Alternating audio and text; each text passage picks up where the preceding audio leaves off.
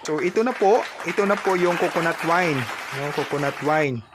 So isang magandang hapon po at welcome po sa panibagong episode ng aking YouTube channel. So ngayon, nandito po kami sa pinaka-remote area. Ayan po. Kung nakikita nyo, ito po ay bukid. Lahat po na makakakahuyan ay Parang may naamoy ako hindi maganda.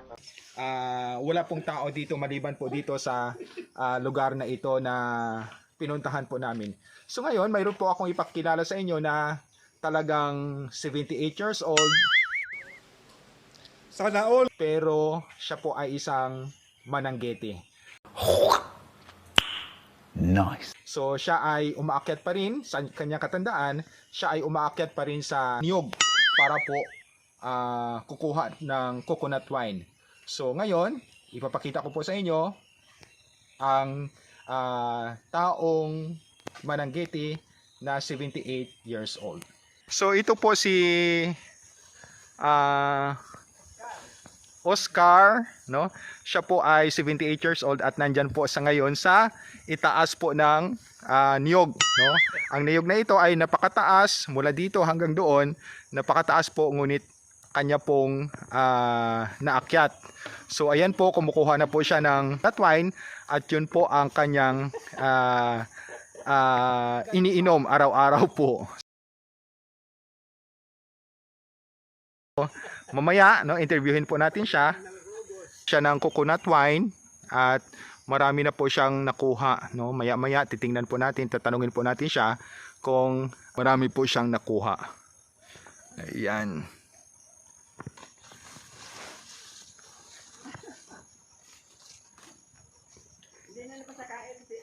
So ayan po, bumababa na po si tatay. Ayan, dala niya na po yung coconut wine. So yan.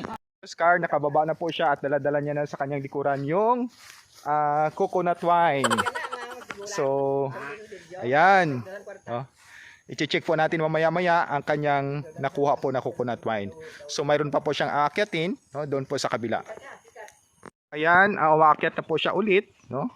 Ayan, umaakyat na po siya ulit at saka kukunin niya po yung doon ang coconut wine. So ayan po, kung inyong nakikita doon sa taas po, yun ang kanyang kukunin. So ayan, so napakabilis lang, no? Napakabilis niya lang po akyatin ang puno na ito, puno ng niyog. So yun po, si tatay po ay 78 years old pero kayang-kaya niya pa po akyatin ang mataas na niyog. So ayan, nag-harvest na po siya, no? Tatanggalin niya na po ang coconut wine.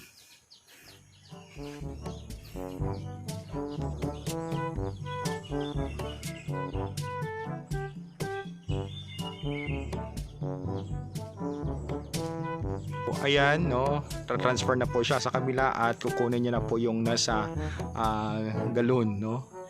Tina-transfer niya sa kabila, no, sa kanyang lalagyan po, yung nasa kanyang likod.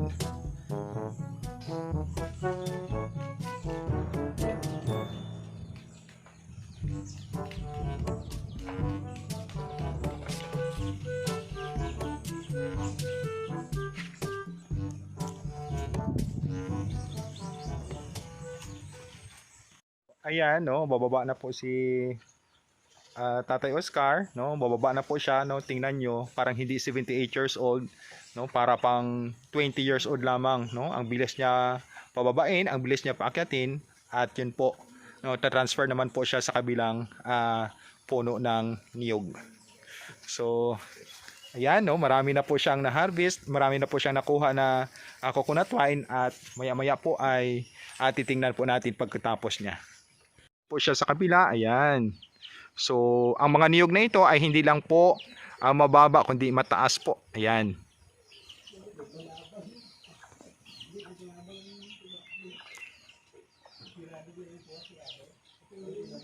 Ayan. So ang kanyang inakyat, napakataas po ito na puno. So ayan po, ang bilis nilang po paakyatin. Ayan. So ito po yung last niya na aakyatin, no? Na harvestin yung coconut wine. So 3 piraso po 'yan. at yun po ang kanyang kukunin. So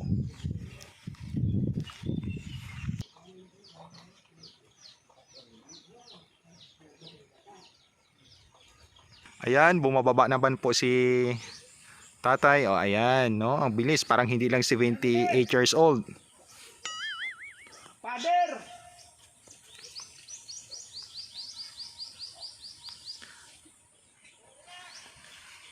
Tignan po natin kung marami pong nakuha si Tatay Oscar ng coconut wine. So ayan po, no? Papunta na po siya dito at titingnan po natin kung marami po ang kanyang na-harvest na coconut wine. Po, tingnan nyo, parang hindi 78 years old, parang 50 years old. So, ngayon, ida-transfer niya na ang coconut wine, no, dito po sa lalagyan. So, ayan. So, ayan po ang kanyang ginagawa pagkatapos niya harvest. Ayan. So, ayan.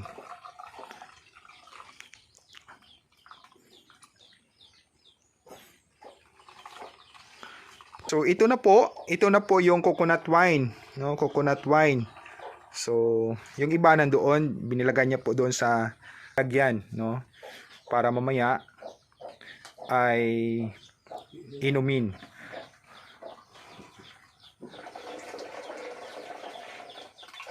Ayan. Anong sikreto mo, ano ang sikreto mo? Edad yung 78 years old, bakit ang bilis nyo pa rin umakyat sa niyog? Ay, Ilonggo pala. Sige, sige. Edad yung 78 years old, ano ang sikreto mo nga dasig ka pa magsaka sa niyog o sa lubi?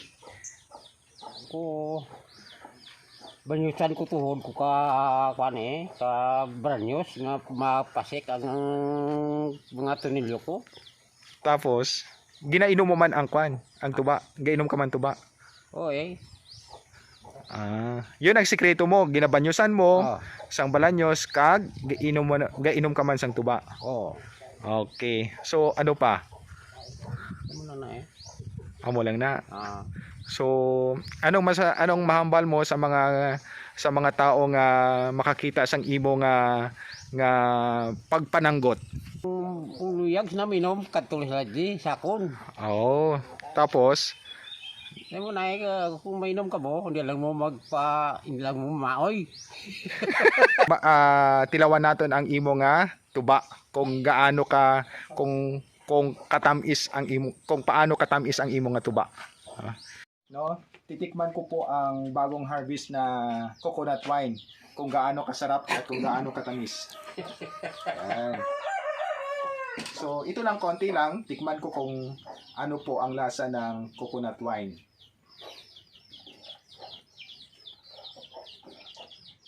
Sarap! Sobrang sarap ang bagong harvest na coconut wine. Coconut wine ni Tatay Oscar. Ayan, si Tatay Oscar. So, dito, siya na lang pong isang gumagawa po at nag-harvest po ng coconut, no? Siya po ay isang mananggiti at siya na lang po natira dito sa aming lugar na nag-harvest o gumagawa po ng coconut wine. So, ayan, no? Si Tatay Oscar ay 78 years old.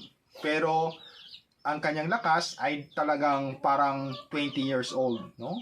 Nakita nyo kanina, ang bilis-bilis niyang umakyat doon sa puno ng niyog, no? Parang hindi lang tumatanda. Sabi nga nila, kalabaw lang ang tumatanda.